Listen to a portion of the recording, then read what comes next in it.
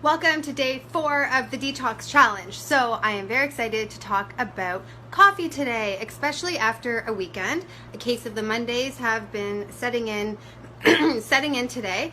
Also after the whole time change thing. I know that we should have gained an hour, but I really feel like I lost 10 hours somehow, and yesterday just seemed to be the longest day of the year for some reason. But anyways, I thought it was very appropriate to talk about coffee. So did you know that coffee is one of the most heavily sprayed pesticide crops out there? So when it comes to chemicals and chemical burden put on the body, you definitely want to choose organic. So that would not be Tim Hortons. I don't think they use organic.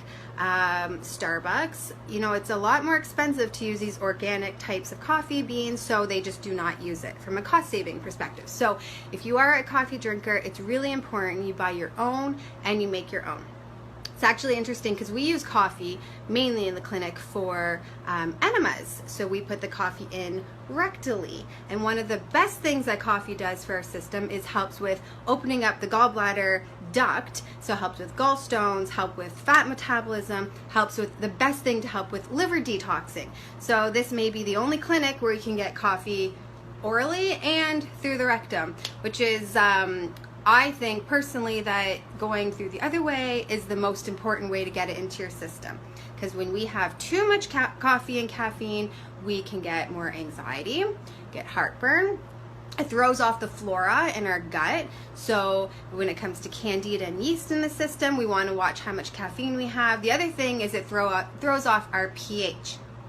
So what you can do about that is when you're drinking coffee, you can actually put a little bit of baking soda in it to help neutralize the acidity in the coffee.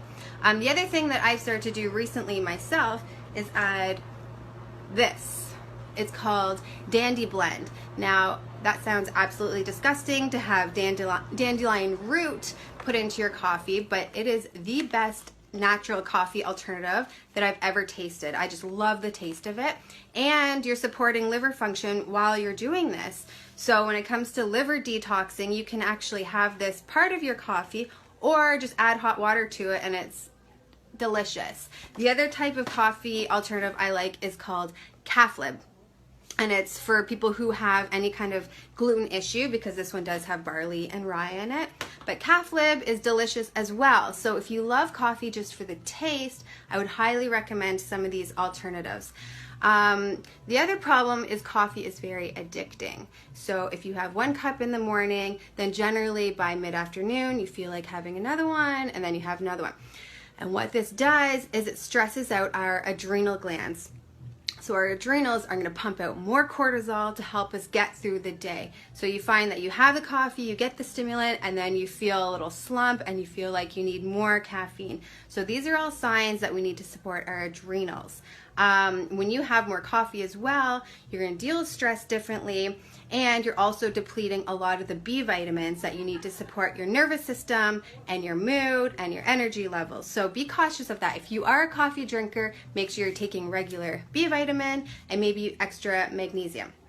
So I want you all to be cautious of what coffee you're drinking. Definitely go organic. Get rid of all the ones that are full of chemicals, and I want you to limit to 1 coffee a day. So that needs to be before 9 a.m. Just have 1 throughout the day, and then finding these coffee alternatives. So like I said, the Dandy Blend sounds disgusting. I don't work for this company, but I feel like I should because it's really yummy.